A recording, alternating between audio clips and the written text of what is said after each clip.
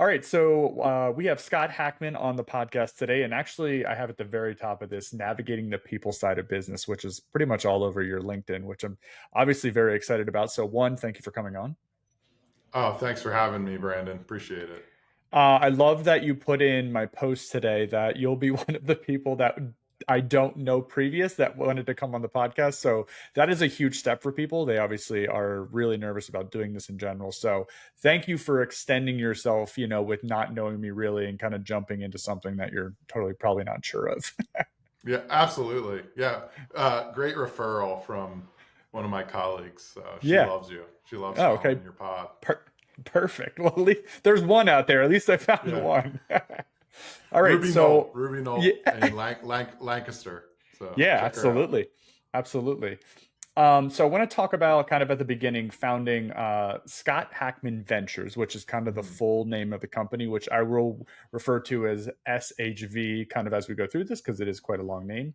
So at the start, what inspired, starting this Scott Hackman Ventures, and really what was your initial vision for the company? Great. Well, what inspired starting this company is to walk alongside leaders on Mm, their venture. Um, as an executive advisor, as a coach, in my career, being an entrepreneur, I founded a couple companies with my wife, mm, and this transition to Scott Hackman Ventures was really an opportunity to build something that was at the core of our values as we, like I said, walk alongside leaders and really leaders at this intersection of private ownership, governance, and management and leadership of their companies. Yeah, well, oh man, that's some juicy bits already. So it's so interesting because in Vistage, I notice that intersection is very hard. Oh, Because I mean, just talking about my father-in-law being the founder and the starter and the entrepreneur of the company, and then turning into what that manager needs to look like. I'm hmm. just that portion alone, without the governance piece, I think is a very hard step for some people. Yeah, and what you bring up, a couple of things come to mind. So if you're at that intersection long enough over a prolonged period of time, what we have is stress, Mm, right? And so stress over a really long period of time is actually now known as trauma or mm, lowercase t. And any form of prolonged stress, it's hard to make decisions. So the reason for advisors, coaches, Vistage, all these kinds of helpers is to really be that source that's kind of outside that intersection, outside that system, so that you have this trusted thought partner. And what I think makes coaches and these types of consultants and helpers unique more and more today is they've had a lived experience that they mm. can bring into the room at times as a role model or a mentor. And these leaders that are, in your case, I think you said your father-in-law. Yeah, Was your father-in-law the founder or the successor? He he was was the the founder. Yes. founder. Yeah. So, like anyone, and are you the successor? Yes. Hmm. Yeah. Yeah, through medical So, reasons, actually, yeah. because of the things he was going through, we got kind of had to get thrown into that. Yeah. I don't know if someone shared this with you, but death, disability, and disruption are often the common causes in succession, like especially in Mm, privately held companies that are small or mid-size. And the yeah. majority of these companies that we're talking about are manufacturing, construction. You know, the majority of the workforce in America today, and there's this there's this great need for people. I think a couple things. One, to understand that what you're going through, though it feels uncommon and not normal, maybe, is often there are signs about it or things about it that are very normal from a Mm, pattern standpoint. Like I think I heard you say what is required of that next generation or what is required of you as a leader is different than what was required of the founder. I mean, that's a real thing. That's a true statement. And sometimes depends on the dynamic of the relationship or the situation. That's actually hard to accept. It's actually hard for both parties to accept that who I am, what I'm bringing to the table as the next leader, has its own unique, diverse qualities that quite literally could be very effective for business, for management, and may not be recognized by the founder because the founder brought with it often, whether it was a quiet charisma or an external charisma, they brought some sort of thing that was a magnetism for the thing to grow. Yeah. And a skill, obviously. No, that is absolutely fascinating because I've probably said 1,000 times. So I don't know how much you know about the story, but essentially my father-in-law actually passed away from Alzheimer's dementia, and I do think it was from the prolonged stress, right? Where you talked about. Obviously, I'm not deep in it. I'm not a doctor or anything like that. But what's interesting is I know some of the things that we have changed since that point. I would have been fired by him for sure, right? Because, like you said, it's a completely different mindset of the way we're going versus the way it was. And there's no way it would have been allowed. I'm pretty sure of that. Now, I don't know for sure, but like, I know the stories. I didn't get to work with him very long, but I see the way things were versus the way we're trying to move in direction now. Not that one's more right than the other. It's just different, very different, like you said. Right. Wow, that's fascinating. And difference, like neurobiologically, difference is a threat. Like we're just hardwired. Like we know it's easier to see a threat. It's easier to think negatively. We know all these things, which surprisingly doesn't make it easier to be a leader, right? Like it'd be nice if we could just say these things and then we're somehow immune to being a human, which we're not. I do want to go back though to what I heard you say and just kind of acknowledge, I don't know the story you shared in detail, nor the timeline. Thank you for sharing that. Yeah. I think there's a lot of power in what you're doing with your podcast and verbalizing, normalizing these stories, because we founders, successors are kind of in this, they can be in like a tunnel where they're not being recognized as people that are going through significant prolonged stress.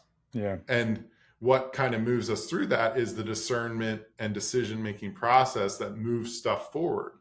Because we're in a business, and a business is kind of maybe more than ever do we have access to technology and information, and yet at the same time have access to more disruption, uncertainty, and all these things that also make it hard. They make it more challenging to make decisions. And just kind of going back to like, what was the vision? The vision was to work with a handful of business owners a year for a couple years, walking alongside them in their decision-making related to succession, transition, strategy, and really along on the human side of that. So a couple of beliefs are, as humans, we want to reach our full potential. Like that's just a belief that we hold. The P word, baby. I love that potential. Yeah, right. And yet then you get into these relationships at these intersections of ownership and management, and you're like, why is this so hard?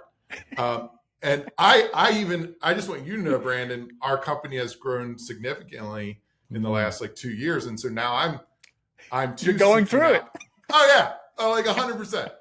And going to join a peer group, and I have my two types of coaches, and it's just like, and so on good days, I'm like, thank you, God. Thank you, God. Thank you, everyone, for this opportunity. I'm really grateful. And on bad days, I'm like, why is this so hard?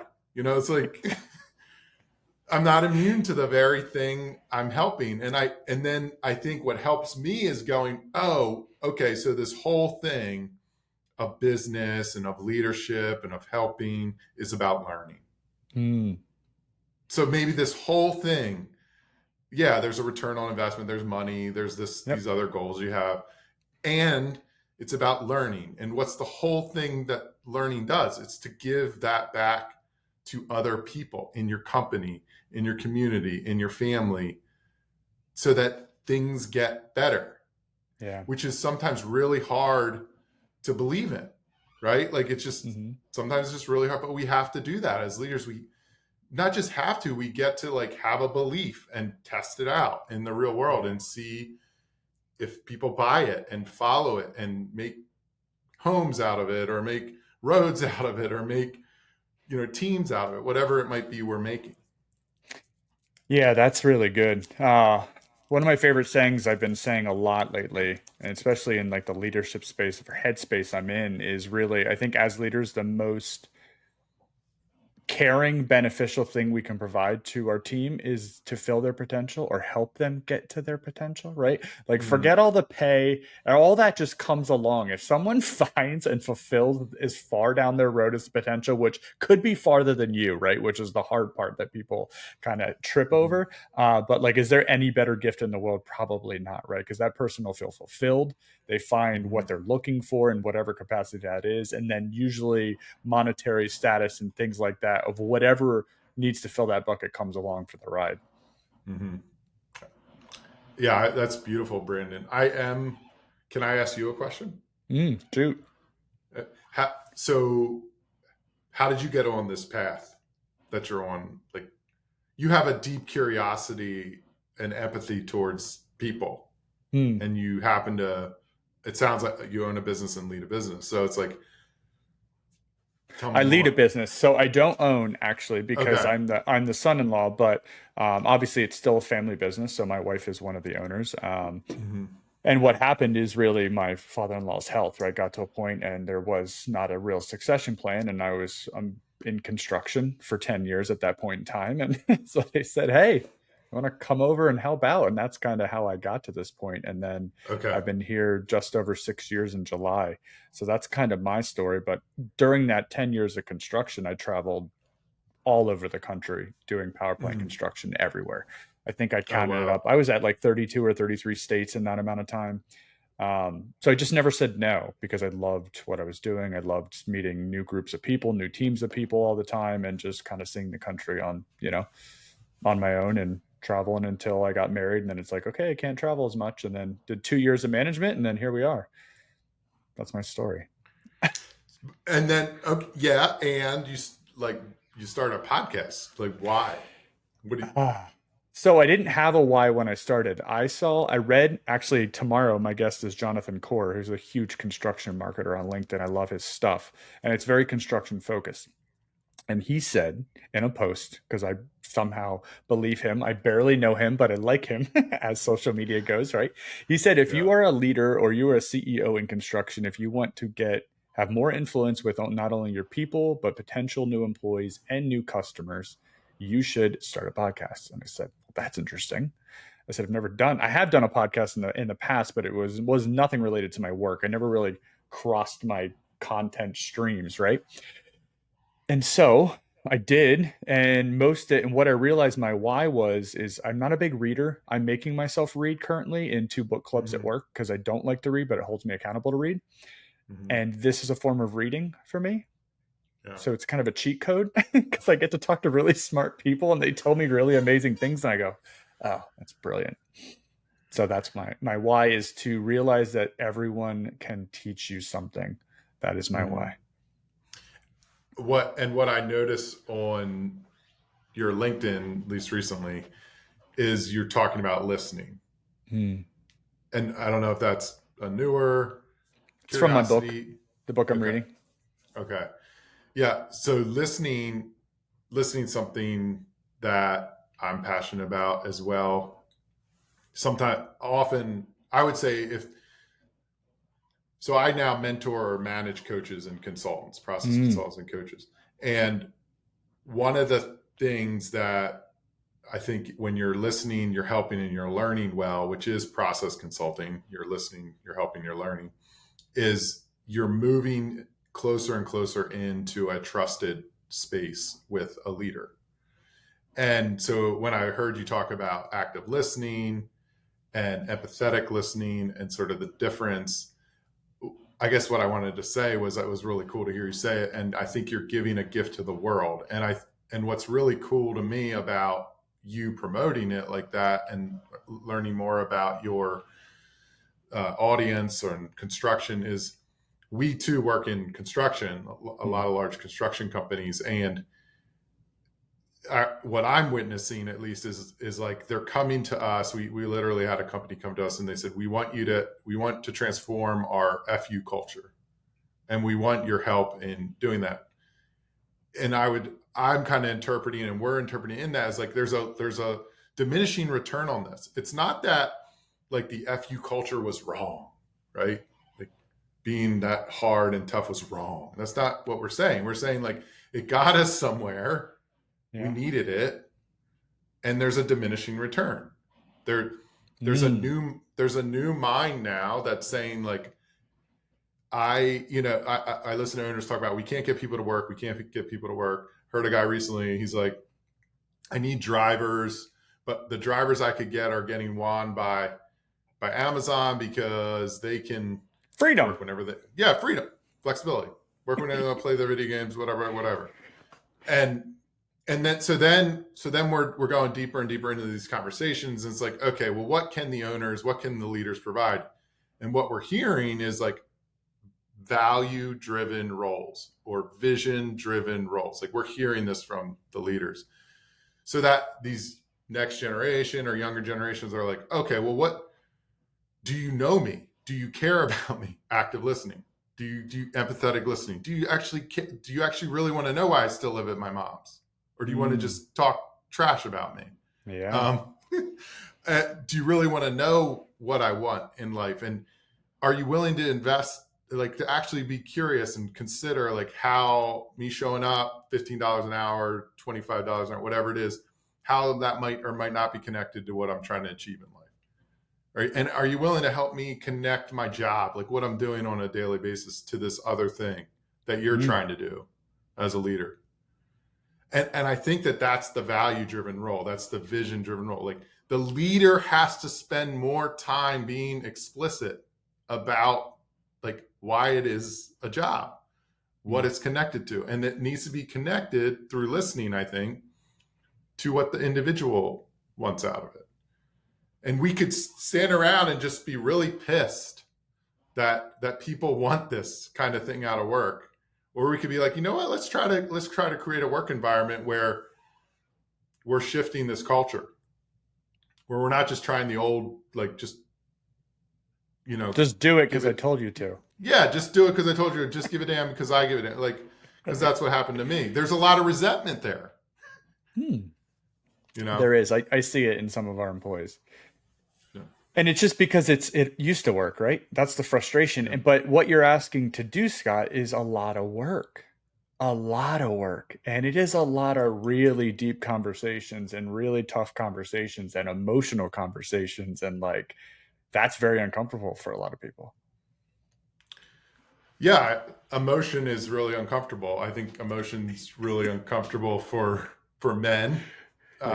In construction. In construction. I think it's uncomfortable for our identity. Like, and what does it mean to be tough? What does it mean to be courageous? And also acknowledge that I feel sad, or I feel a sense of loss about how the way the things used to be, or that I can't just do it the way I used to do.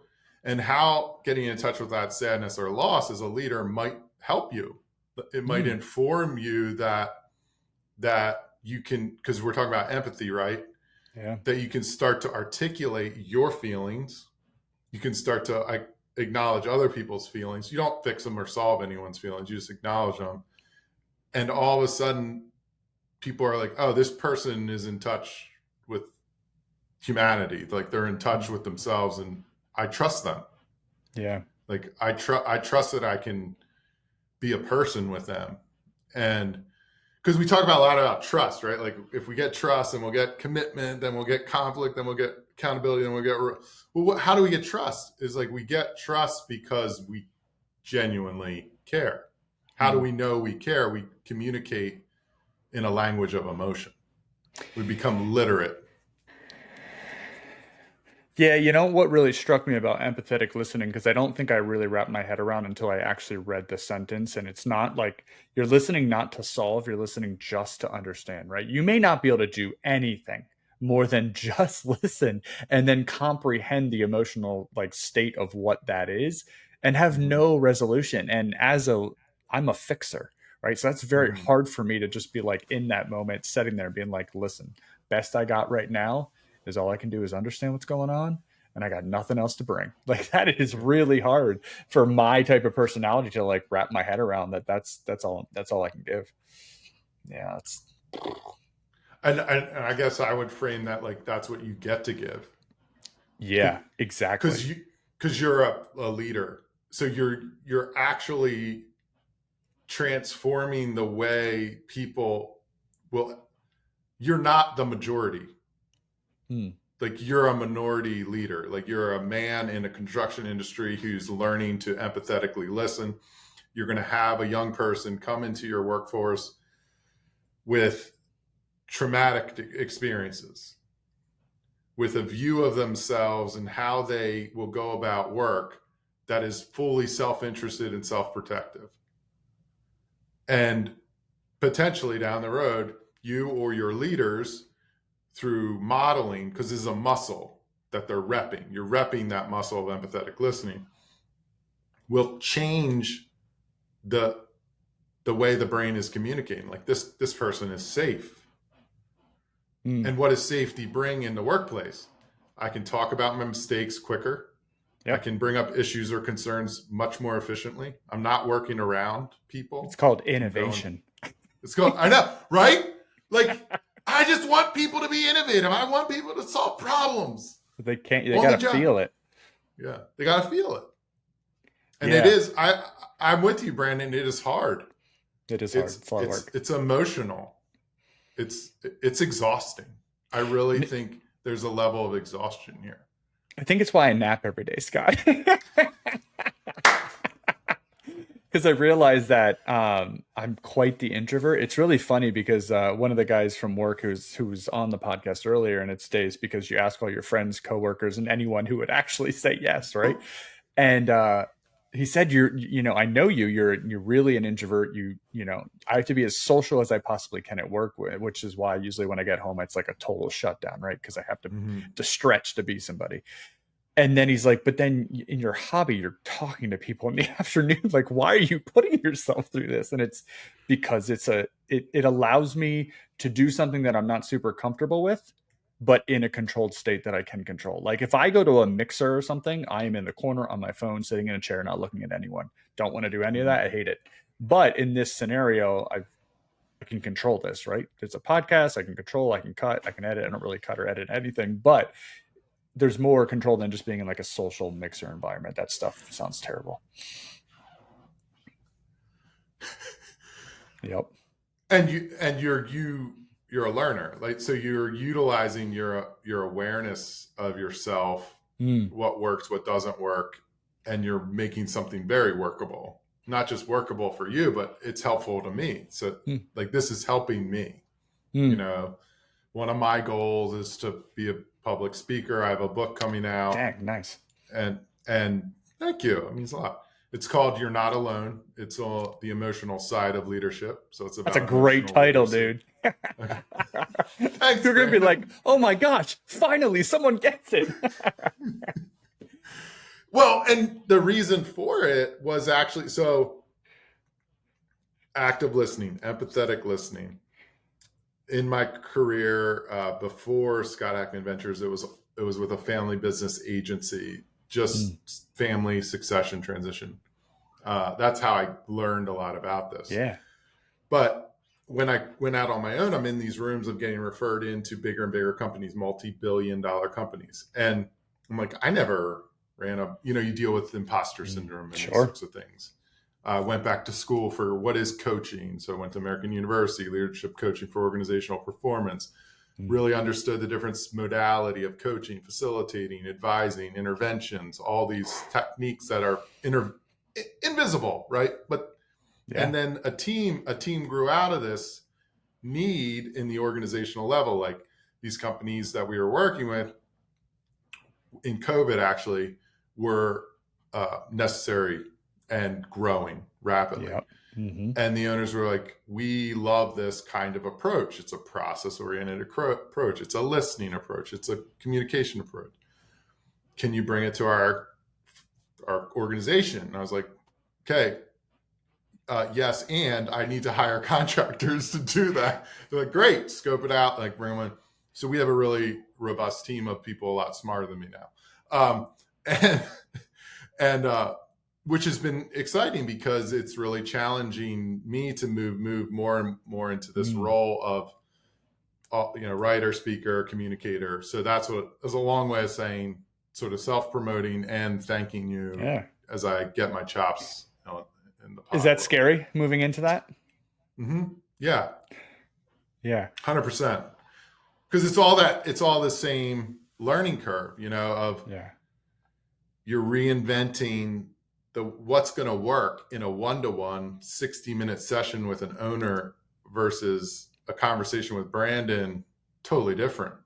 Yeah. And how do I articulate that what I believe is working so that more and more leaders can try it in their own way and get these results? What are the results? There's a whole person in front of you. There's shared intelligence for you to access on your team. What does that mean? That means your intellect, your lived experience, your emotion, your body. We like completely forgot we had a body somewhere along the way that like actually knows some stuff. And like, right? I mean, think about people working with their hands. They're not even looking at the nail gun or whatever. Like their body has a memory. They know what's up, or the moving your hands out of the way so it doesn't get hammered or something falls on it. Like we're really intelligent beings.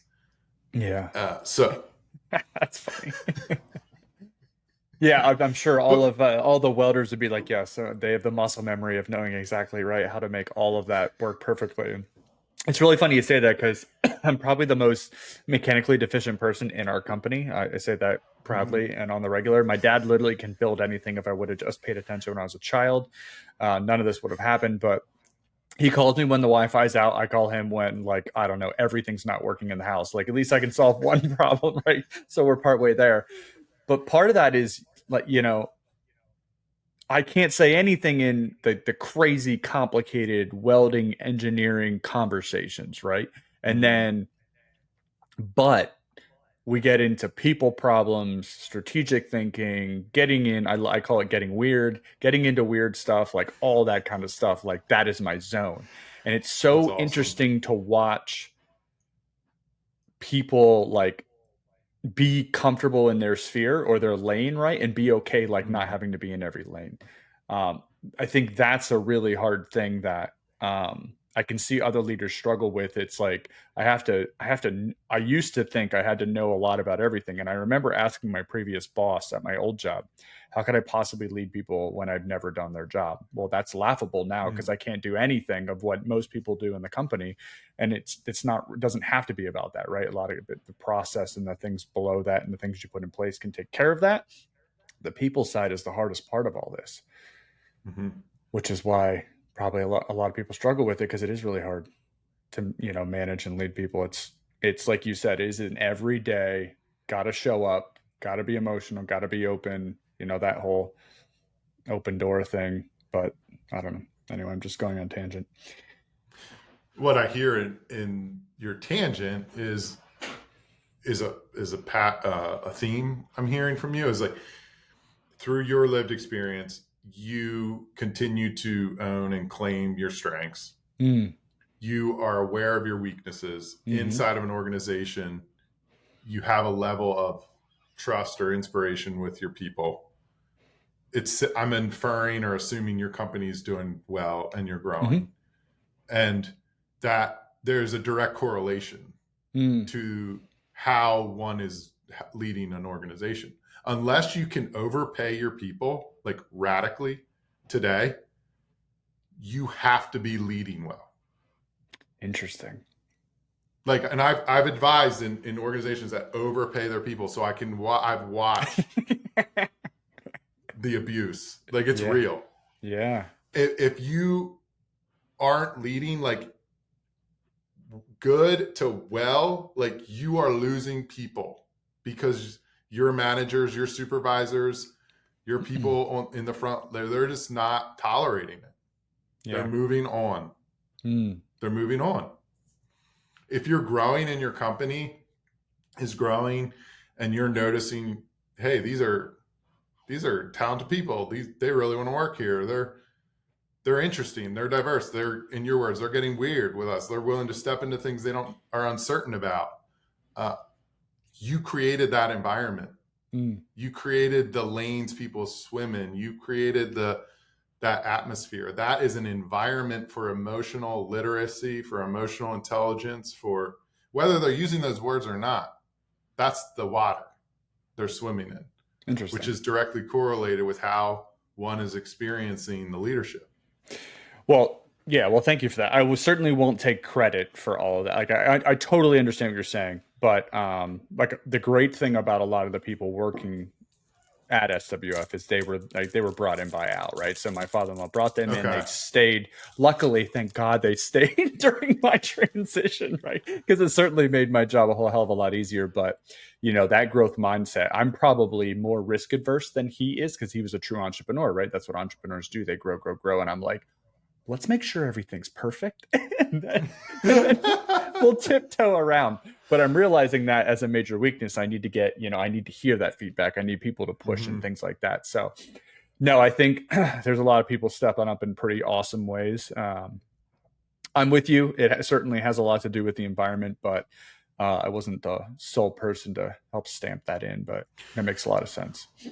Well, Brandon, what is measured risk for you? Because you're more calculated, you're more process and strategy oriented. You could probably see a lot of the problems quickly. You also came into a situation that was highly traumatized. It was so you had to hold a lot. So how do you take measured risk? Data insight and then move forward, right? So make sure what we're doing well, and then we can start stacking things on top. Which we can do a lot. And most of it was, speaking of that, it's okay to have no idea, because I certainly had, and I still don't have no idea most days, right? But you just try to do your best. You try to figure it out. Just be authentic. Let people know what you don't know, because they will, especially people in construction, we will sniff that out and we will look you in the face and say, you are full of shit. Don't try to bring that this way, right? That'll absolutely happen. So that is one way to quickly lose a bunch of people. Yeah. I feel like I'm talking a lot about myself. I don't like this. You're taking over. How dare you? No, but I like it.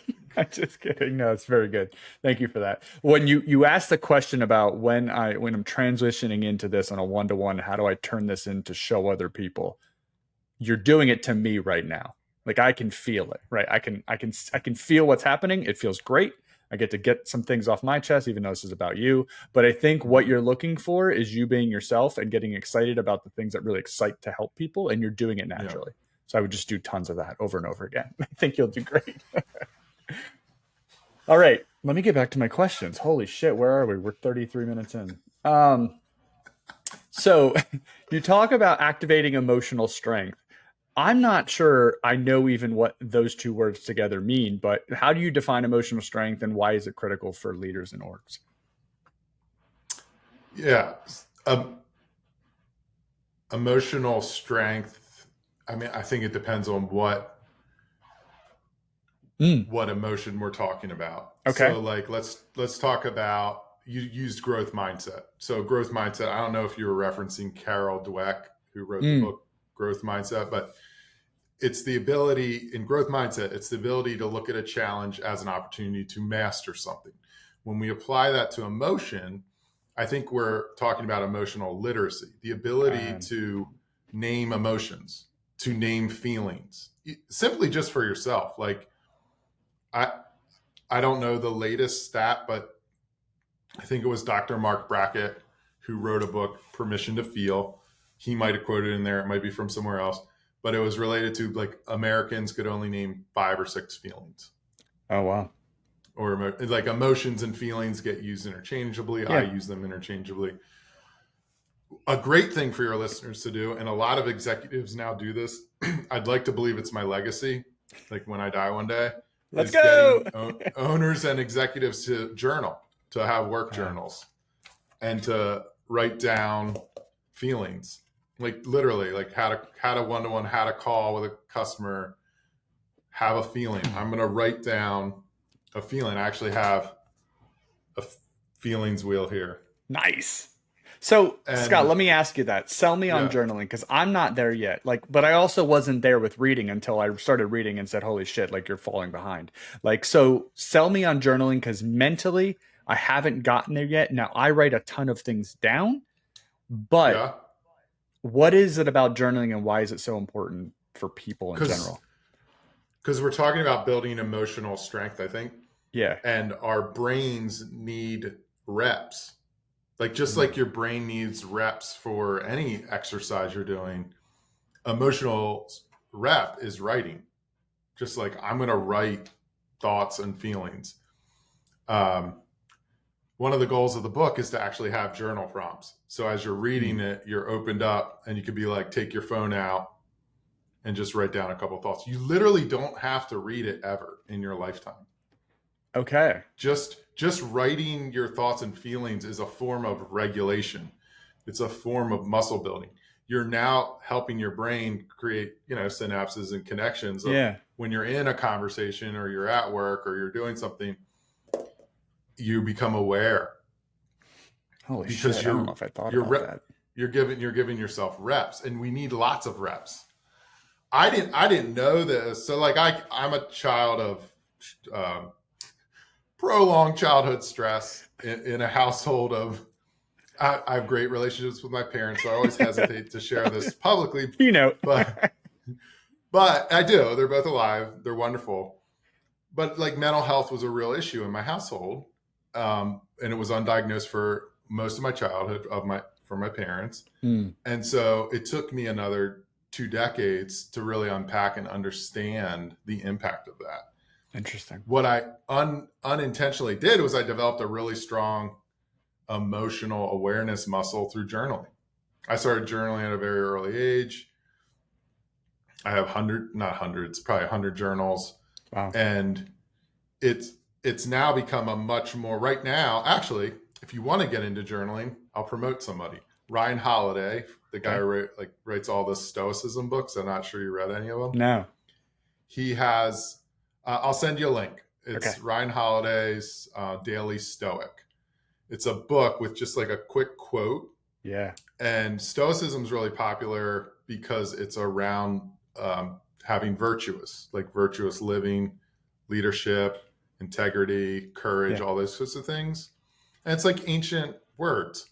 And then you read the words, and then he has one prompt, Mm. and you write like one sentence.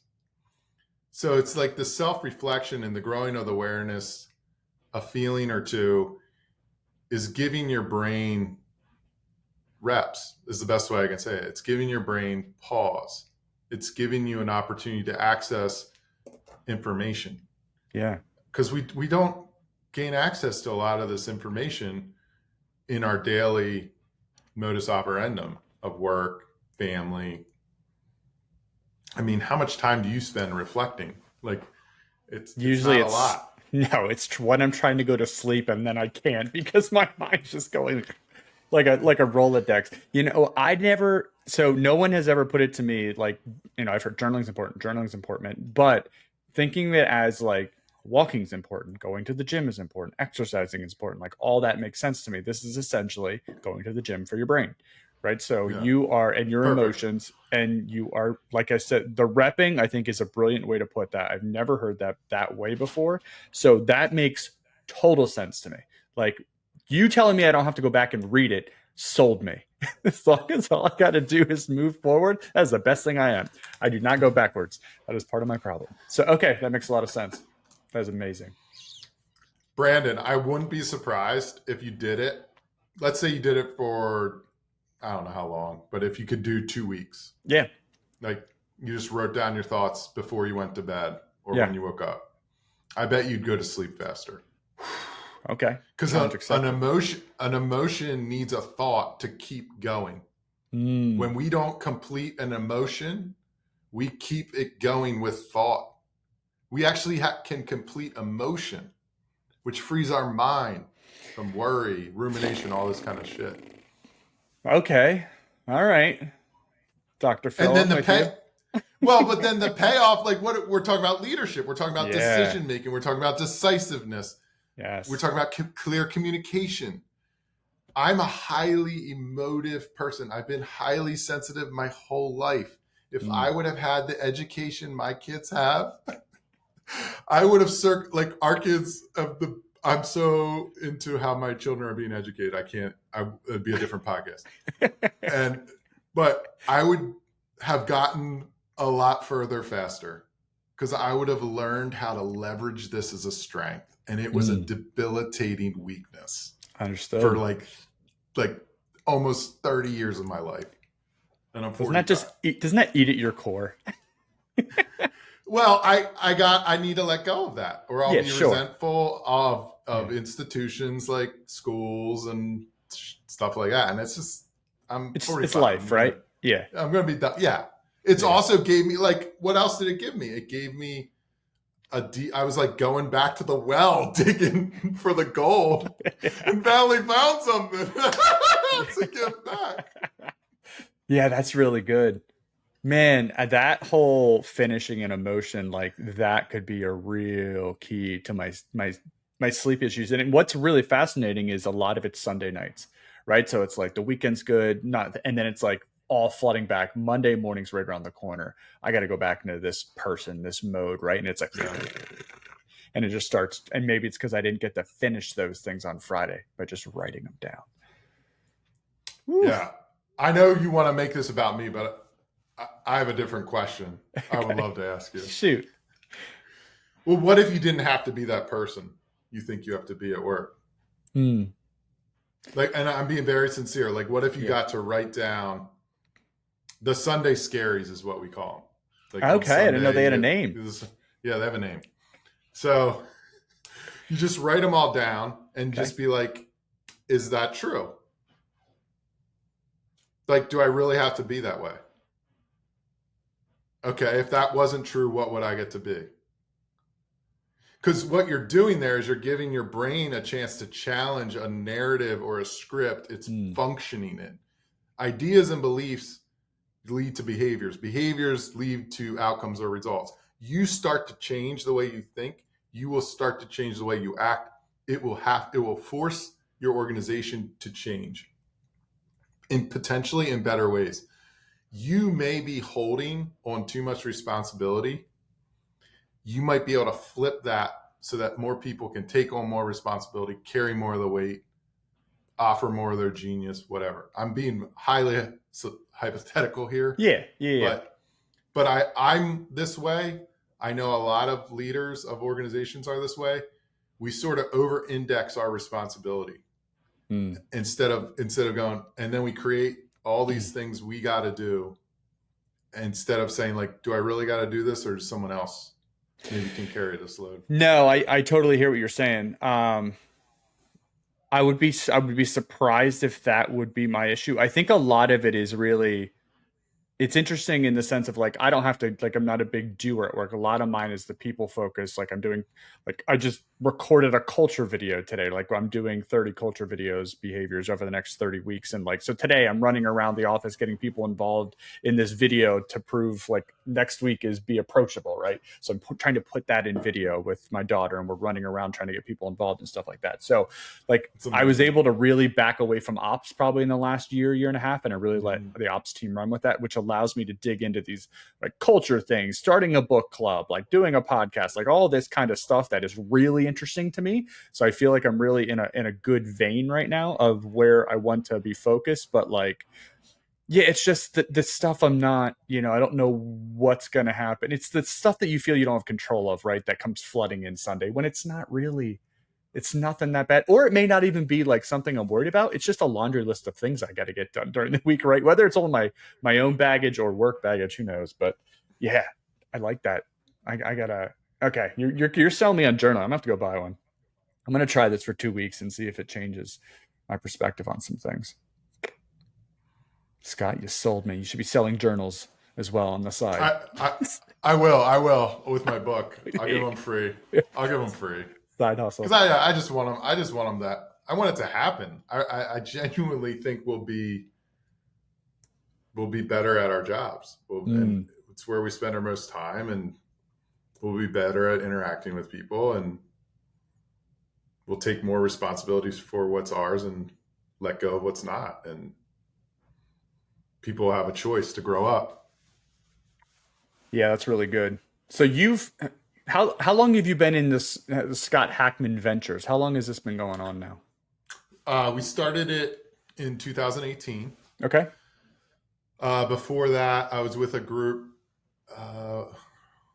I've been at this kind of work since around 2011. Okay. So that's a good amount of time. So if people are listening to this and there's leaders, there's managers, potential leaders, potential people who want to be in management or lead people, whatever that looks like. In that amount of time, what are a couple common traits that you see that make really good leaders?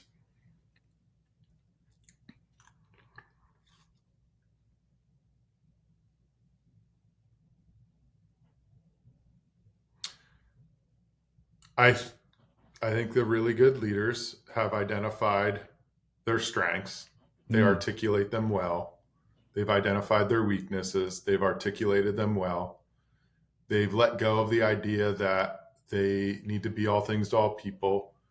They're willing to surround themselves with people that are smarter than them, that look even better than them in leadership and in their roles. And they've created a work environment or a company culture where people feel like they belong and are contributing to something greater than themselves. Whew. Dang, I'm glad you took a long pause there. I was like, oh no. And then you nailed that. Oh, that was good.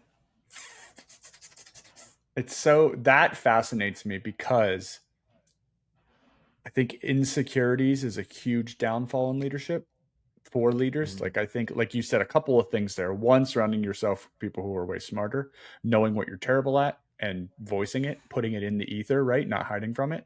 Um, Watching people have more success than you around you or pushing the envelope in areas you couldn't go. Like I feel like that can be such a whole point, and that like I worked with people like that all over the country who I would come in, I was young, I was trying to do the best work I could. And it's like, you need to slow down, like kid, like you need to slow your roll. Right. I'm like, what is happening? Right. Like, why are we slowing down? And it's because it's that perception of like, you're not going to take my job or you can't show me up or like that kind of thing. And I watched that. And then I was like, well, I'm not going to do that to people, or I'm not going to do that. Right. And you just learn what not to do and what to do and how people respond or not respond. And yeah, wondering how much of that is just exposure to all those different types of leadership, through your experience. Well, yeah, I've had the privilege of walking alongside. I had a guy today. He was the chief people officer of a, I don't know, 10,000 employee company. He left recently. He wrote I asked people to write like how it was, the coaching and everything. It was very positive reason for leaving and whatever. But I said, it was just the nicest comments he made. And I said, I'm grateful for the opportunity to work with you because this is about learning and you've made me better at my job. So a lot of the leaders that I think are really exceptional will never know about. Like, I really think that's true.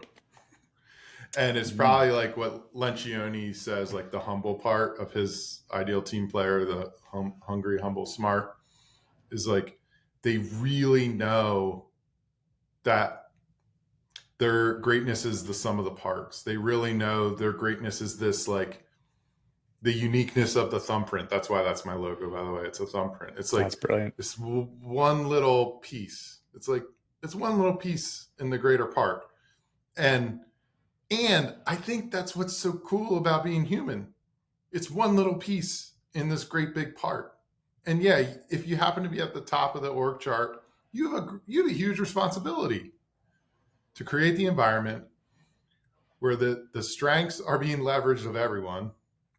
The weaknesses are not being used against people. Instead, maybe there's some differences there that we can access to learn from, and definitely not put people in positions they they shouldn't be in, or they fail at and hurt themselves or others. But a safe environment is an environment where I get to show up as a whole person.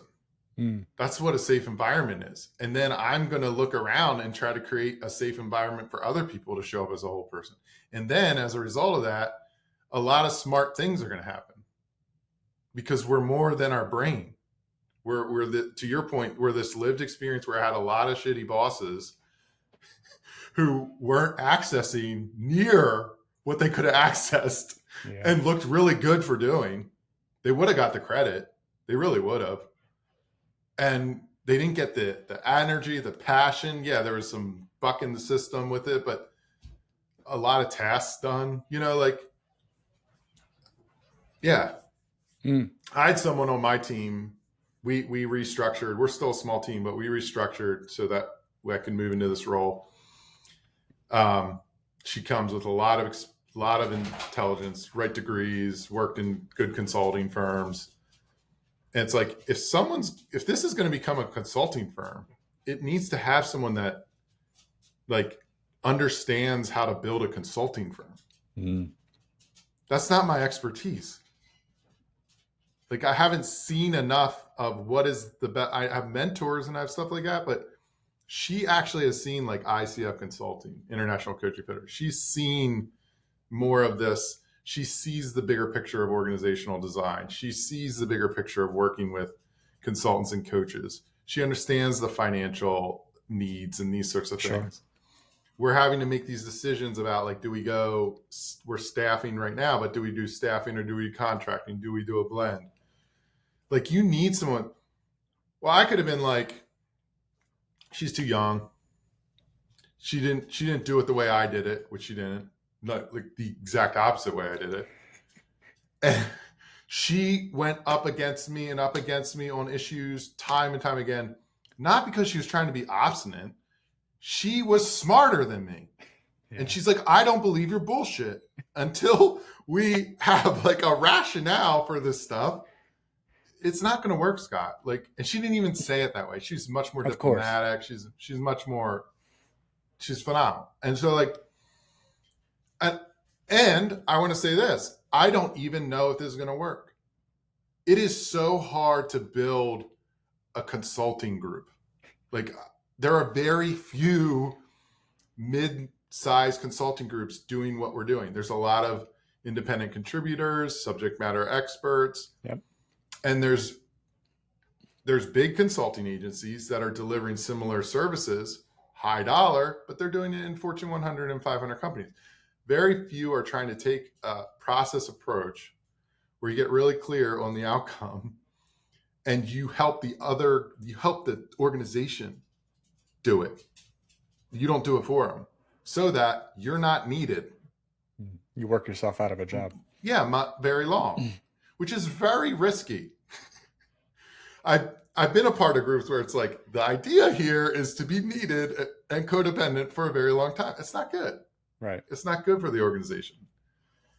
So I was riffing a lot there, but I'm really passionate about this opportunity my organization, we get to do right now, which is to test our principles, what we're teaching, what we're communicating on ourselves.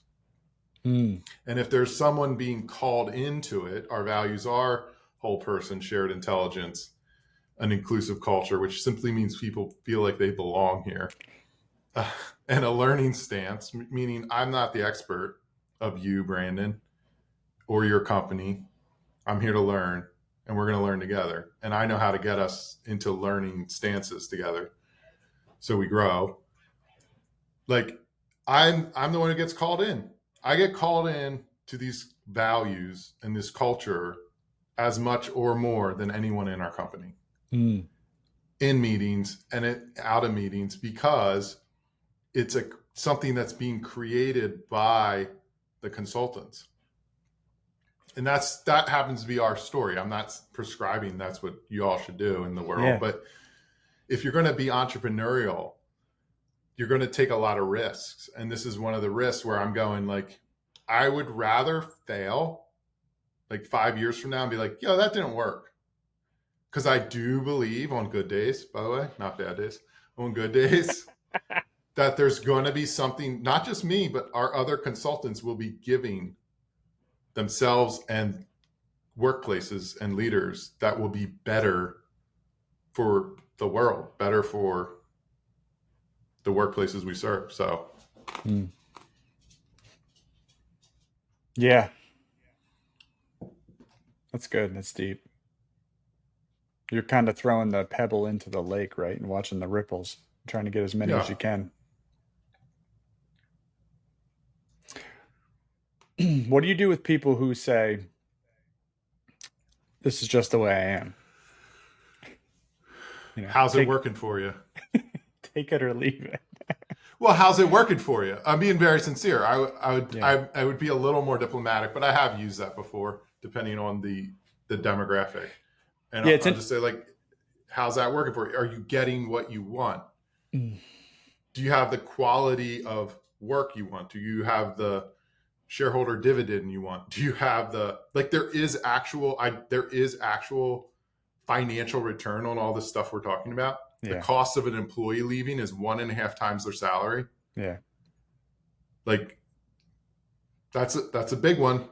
It's hard to find people out there. Attrition sucks. And attrition sucks. To really build a culture, you're going to be mostly building that leadership internally and advancing them and promoting them, meaning they're going to have to be really honest about what they stink at so they can get resourced and developed up. Like, this is a battle. This is a learning battle. Yeah, it really is. And so if you're saying, like, this is just the way I am, often the person saying that is near retirement or near just wants to sell, and that's fine. Then get out the way. Because there's probably 100+ people that, or more, 1,000, I don't know, that could benefit from the opportunities that you will create. I think when a lot of founders step aside, there's like 5 jobs to replace that person. Ooh. Or a lot of really accelerated leaders that have grown, doubled, tripled their companies. When they step aside, probably another 5 jobs or more, like leadership jobs, like they built the need for. Yeah. Wow. To step aside. Get out the way. Isn't there a song around that or something? I don't know. That's awesome. So you probably have a lot of experience with family businesses. Yeah, over 100 okay. in succession transition space, thousands of leaders in coaching. What's the commonality or common challenges you see with family businesses versus, non-family businesses? Can you pick a couple of those out? Yeah. So I think the successful ones, meaning the ones that are able to make a transition to something that has a shared vision to it, whether that's an exit or a ownership succession or leadership. I think what you get to witness there is a willingness to put aside personal preference for some sort of objective shared outcome. Like, I'm not going to go into like client stories, but I could share a personal story if you want. So our first business, my wife and I, was with my father. We co-founded and created a coffee roasting company. So this was early 2000s. Like, there was maybe 500 in the country. Now there's like 10,000. You're at the front of the wave of the coffee boom. Yeah, we were at the front of the wave. Craft coffee, craft beer came next, craft liquor, and all. Yeah. And what we eventually got good at, is what I think a lot of families get good at. We did not succeed at a big dollar amount. We succeeded at getting really clear on 3 different families: my sister, my brother-in-law, my mom, my dad, my wife, and myself. What the value was, what the values were, and why we were going to make the decision to sell it. We got really clear, and it required all of us, like every single one of us, to go through a painful process of letting go. And the painful process of letting go is the gift of grief, which means I loved something. I love something enough to let it go. I love something enough to put aside a preference for a common outcome. And I think those are some of the things that I see. That then what we as a group have been able to do is one of the problems in succession is the criteria for selection for whether it's the owners or the leaders is often made by the perception of the one in control. Well, there's a missed opportunity there because the difference that the business is at or businesses and the actual competencies that are required are now objective. We actually have data on this. Wow. We utilize a group called Hogan Assessments that we work in partnership with. They've been around since the 1980s. They are the standard assessment for organizations and leaders globally. Their data set is unparalleled, like millions. So you can literally say, we do this. We work with boards, we work with owners, we work with leaders, and we're like, we have focus groups. What are the things? What is important? What will derail this? What will make this work? Get all the data, all the stakeholders. What's the competencies? Rank them. What's the job description? Okay, now let's benchmark that globally in your industry, objectively. Wow. Let's build a profile. And now let's assess you. Let's interview you. Let's run you through the gauntlet you deserve and this organization deserves for its next leader and next leadership or next owner or next board. It's a different way to think about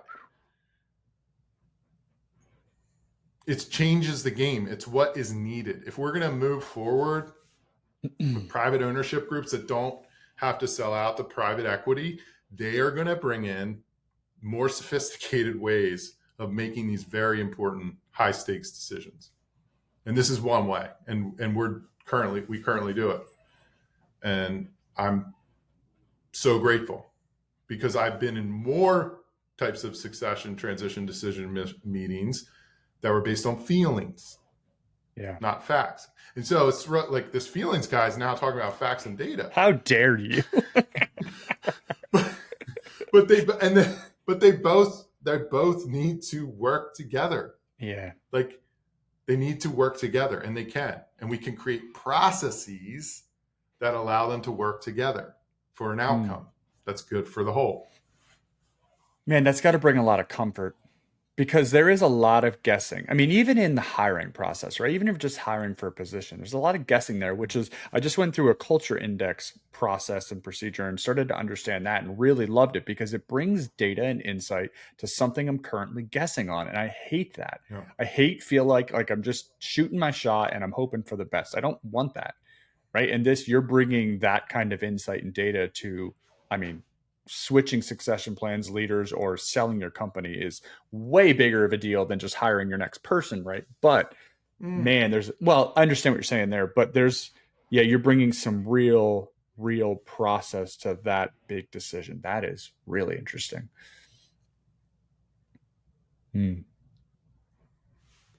That's got to make people feel really comfortable. Yeah. And sometimes skeptical, like, can you really do this? Can you really benchmark it? So I have a question. Did you use culture? What did you use for your culture index? It was called Culture Index. So it was more like a personality profile index, that type of thing, but they call it Culture Index. Apparently it's the newest version of DISC and things like that. How did you come up with your cultural behaviors? My 30? Yeah. So for the company, I came up with the 30 kind of on my own and also over the last 6 years of, I feel like, what we struggle with as a group. And I picked 30 because we had a presentation where a person was talking about this type of process with becoming ritualistic with your behaviors. like releasing one behavior every week, talking about it in meetings, and then repeating that process over and over again to get ritualistic. What's interesting is because I've done so much YouTube, I'm very comfortable making fun of myself in front of a camera. So we are doing it through video instead of just sending out like a memo. Because I have to make them a bit ridiculous so that people come back every Monday to watch them, and I know they are now because people make fun of me all over the place. So it's working out really well.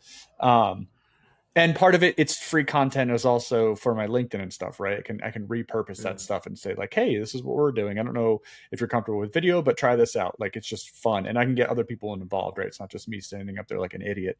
I'm getting employees involved and things like that. So it's been way more fun than I thought it was going to be. Like the first couple were like me sitting in here being like culture, behavior, like trying to be all like diplomatic. And now it's like I'm running around the shop and the office, like trying to get people involved. So I just started reminiscing on problems we've had the most of and trying to speak about them in non-difficult ways, like be approachable.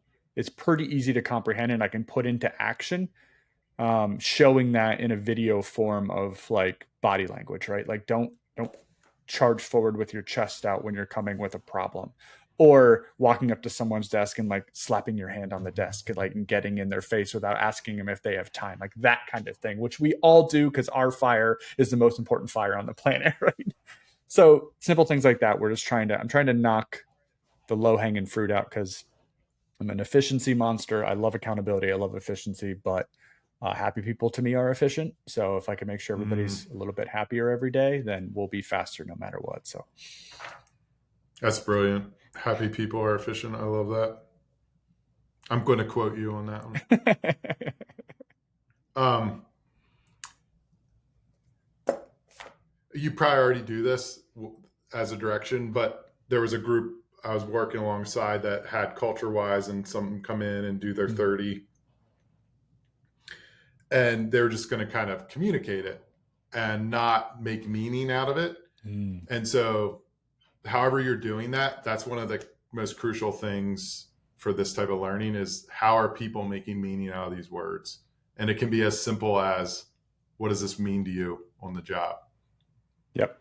That's exactly. So at the start of a meeting, it'll be mostly me talking until people get comfortable enough of being like, hey, give an example of how someone was approachable or not approachable this week or last week or in your recent history, right? And then usually it's silence, and I go, okay, well, Brian and I, my CEO, will be the idiots for the day, and we'll talk about something that we did, right, that we didn't agree with, or we did well, or we saw someone do. And then it kind of opens up the floodgates, and then people start like contributing. But that's kind of how awesome. how we're handling it for now. And the cool thing is, it's kind of working because you're starting to hear the same things just said in videos, right? Like I heard someone say, I should have walked in their shoes, and I was like, oh, like that was like a couple weeks ago or last week or something, and I was like, oh my gosh, Mom, it's working, we made it. Yeah, exactly. So yeah, I don't know, we'll see what happens, but I had these written down for a long time. And it took me probably an HR conference I went to get me over that hurdle when someone said, if you don't tell people how to act, they're going to figure it out for themselves. And I was like, ooh, I don't like that. That's a little scary. And you can see it all over the place, right? Because we just don't know if we haven't been there before, if we haven't had to really be pushed to think more outside of than just ourselves, right? We love ourselves, and that's all we want to think about. So, yeah. That was what really kicked me over the edge. And so, I'm going to try these behaviors and see what happens. And I don't know. I think it's helping. That's awesome. Yeah. Let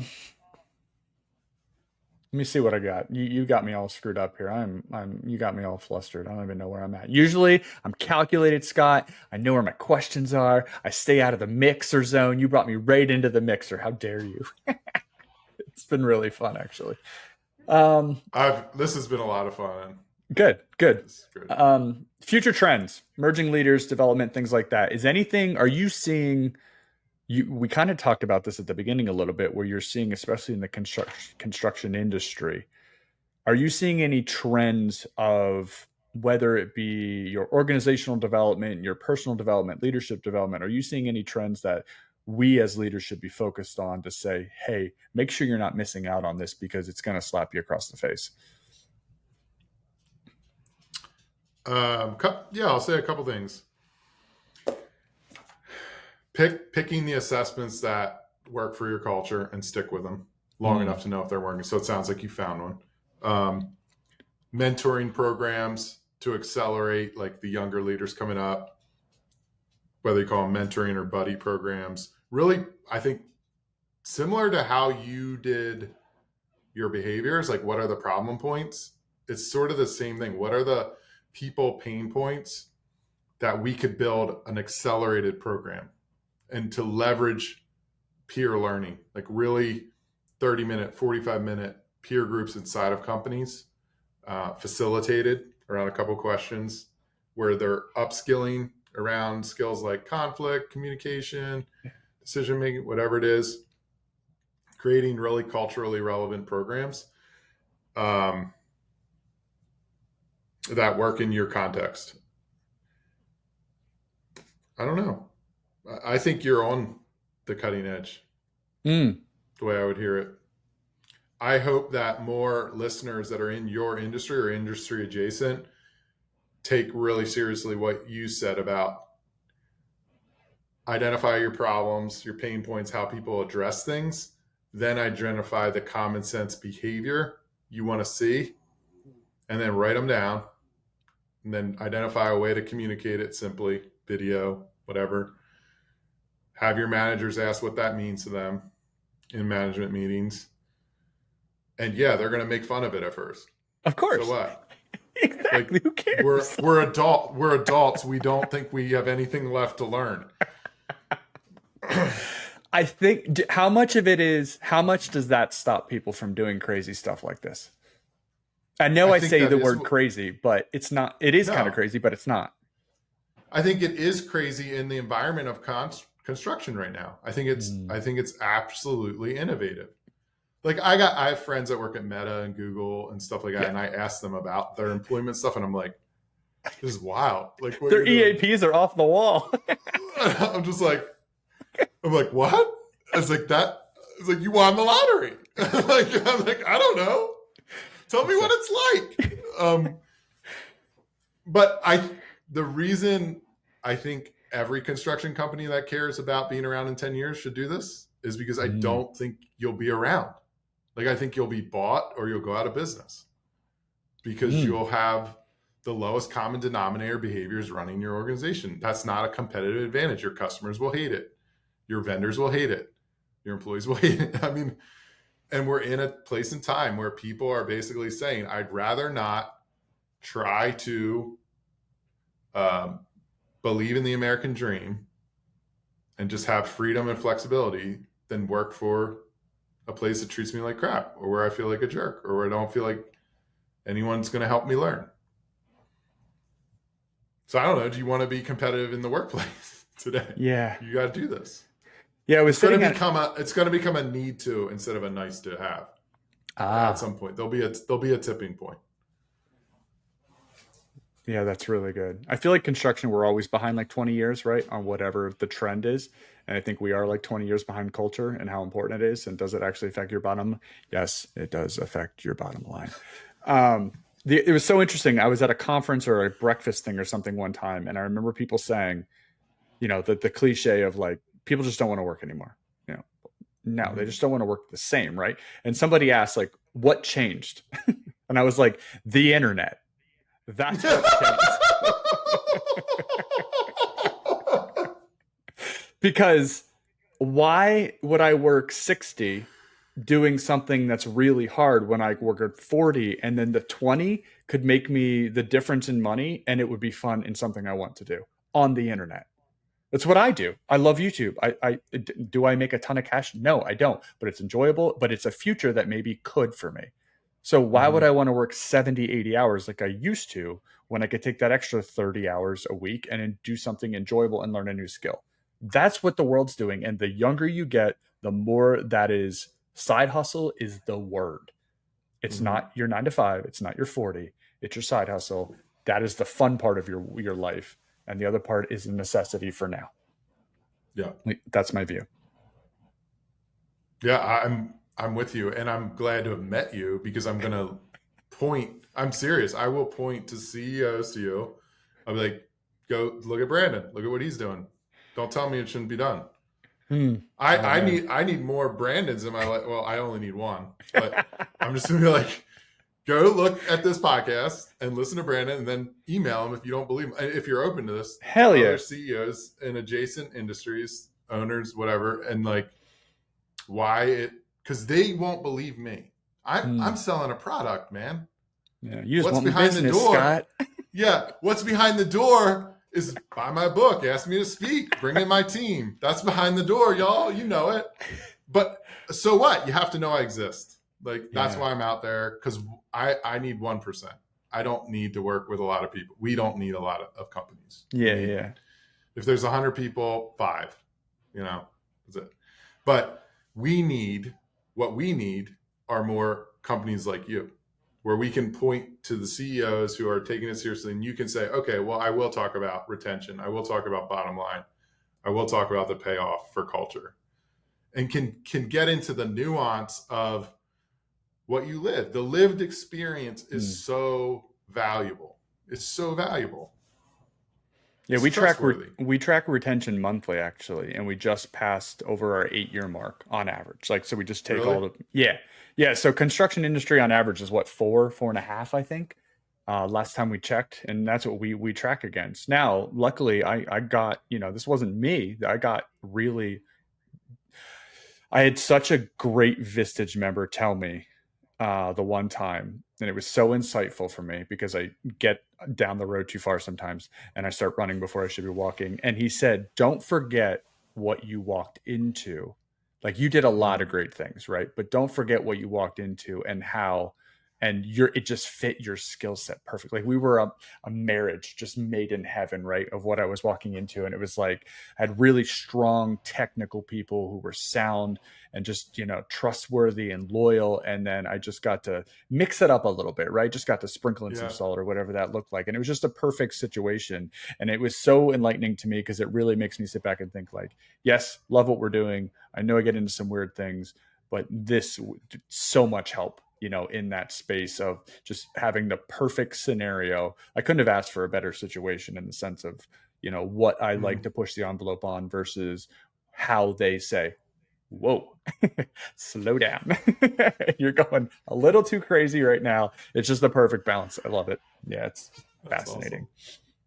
Well, thank you for that. I mean, I would not put myself in a lot of those spheres.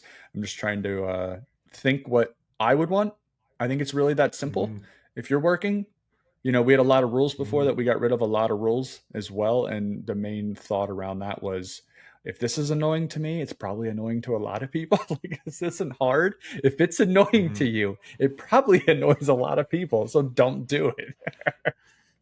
It's really simple. It's funny how difficult we make some things because we're just afraid to have a conversation, Yeah. Oh, all right. Let's see what else we got. Let me make sure I didn't miss anything, because I felt like I did a lot of talking, and I apologize. That's great. Well, no, and thank you. I read Dale Carnegie recently, and it's like, we love talking about ourselves. And when you're in those moments and you're dealing with someone, and you have a very good way of, I can tell that your coaching must be very incredible, because one, the way you choose your words very specifically. So you think about them before. And I love people who do that. If you want to watch somebody who's really, really good at that, Joe Rogan had Cat Williams on a couple of months ago, and he would wait an uncomfortable amount of time before he said what he was going to say, but realize it's a completely different platform. And, a lot of it was around, I'm not going to say things that could potentially cancel me, because they were talking about some really, really high stuff. Right. But you do that, not in the way of canceling, but you think about, and you're very intentional about your words. And I really appreciate that, because they do matter, and you're trying to make sure that your point is very valid and you're answering the question. And yeah, you're very intentional about it. So it's wonderful. Thank you. I don't know how much else I have. Once again, we covered a lot of the things just naturally, which was pretty fantastic. From a, consulting side of things, what do you obviously some of the things you've already done today with me, I'm sure are some of the things that you practice and do naturally, but what does your firm bring to the construction industry when you have somebody who comes to you and says, I need help? What's your catalog? What are the things that you do for companies? Yeah, so we support the leadership development, the people strategy, and our primary entry point is as a result of significant growth that's happening, and the owners are looking for advising on succession and transition. Okay. So that's our primary entry point. And then succession transition as a result of growth. So we're in growth companies. Gotcha. And then we will build out leadership development programs. We'll build out team coaching programs, and we utilize process consulting as our modality. So it's a training we've all gone through. Comes out of MIT Sloan Business School, is now certified through the Society for Process Consultants. We're actually going to be speakers at their annual conference this year, and it's in Philly. And I love Philly sports teams. Anytime I get to say Philly, I'm like Philly. and yeah, so the coaching, the development, the strategy, succession, transition, I'd say. That's brilliant. Yeah, it's interesting you said about growth, and I'm assuming that also because that comes with its chaos, right? And controlled growth is probably one of the hardest things to wrap your arms around while still growing, but doing it in a controlled fashion. I've experienced both sides of that, and it's terrifying when it's out of control, especially when you're trying to keep things under control. So I could see how that is such a good transition point, because people are going to say, "Holy crap, I'm not sure what to do. I feel like I'm in the rapids and I'm going down the river too fast. Can I get some help?" Yeah. And when it comes to a lot of these companies don't have boards yet. Okay. They don't have boards. So we will actually help them build those muscles where we separate out a family meeting, an ownership meeting, and a strategic meeting, an executive meeting, and we'll actually get the stakeholders' voices and facilitate. So we're exceptional facilitators of these high stakes meetings, which is high value. When you have a trained facilitator that knows how to get to decision, when you have these competing voices, that's an area of specialty that I bring to the team. Whew. That's a pretty good specialty, Scott. That's a really good specialty. It's like drop them in, because you don't want the high conflict. You want results. You don't want conflict. Conflict will. I mean, transparently, like my early career was a lot of conflict mitigation. It was a lot of high, like I was witnessing what was happening because the learning and development wasn't happening. Sure. So I was like, well, what if we flip this? And in these moments of high stress, we're like bringing this educational developmental lens with clear outcomes, which is my team really helped us with. Like, let's just get the clear outcomes. We'll build it all around those.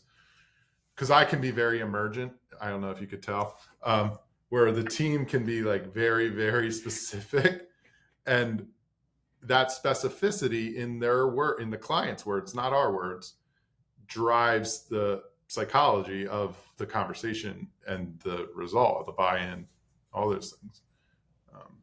It's a science. I mean, this is really an art and a science of decision making. Yeah. Holy smokes, man. This was really good. Oh, it's so fun. I would actually love a follow-up like conversation sometime. Yeah, I mean, you bring a decent beard and a hat into a situation, Scott. You had me at both of those.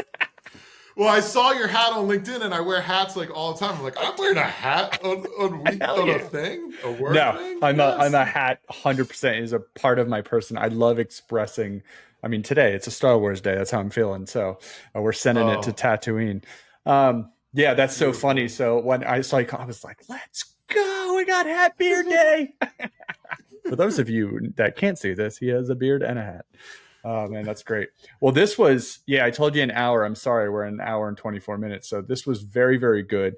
I always want to end, which you did cover some of this, what do you want to promote? What do you want to tell people about? Where can people find you? Where can they find your help? Because I have a feeling you help a lot of people, Scott. Go to scotthackman.com. You can reach out. You could reach out directly to me, actually, because of your listener base. Scott@scotthackman.com is my email. LinkedIn is another great place, Scott Hackman. But my website has information about our team, has information about our process, and we're going through a rebuild of the website and a rebrand right now. Nice. It's no longer just Scott Hackman Ventures. It's a group. And okay. We've grown. So how's the rebrand feel? We went through one of those a couple years ago, and I'll tell you what, it's been absolutely wonderful. Yeah, we're working with a good group. They're in the interview process. Okay, cool. Cool. So we'll see what comes out. Mm-hmm. Yeah, that's really exciting. Yeah, man, you're in your own growth path, which is also pretty amazing. You get to apply the things you get to help other people with yourself. Yeah, and get out here and build relationships with people doing the work like you, Brandon. So it's great, and your listeners. So yeah, it's cool. Well, I don't know how many there are. I do check the stats. So I don't know how many that would be, from time to time, but thank you for coming on. This was fascinating, intriguing. Actually, I'm a little tired because you made me think a lot. So I feel like I was just in one of your sessions. That's a good thing though, man. You really I think you really showcased, or I just started talking too much. That could be why too. So it was very comfortable. It was a very comfortable process. So if that's how you make people feel that you work with, I would say that it's probably, it is a very enjoyable experience. So great job. All right. Thank you. Yeah. Thanks, man. Yeah. That was my goal, was to be myself, and hopefully we vibed, and we did. And that was awesome. Hell yeah, man. It was really amazing. So thank you for coming on. And listeners, we'll catch you on the next one.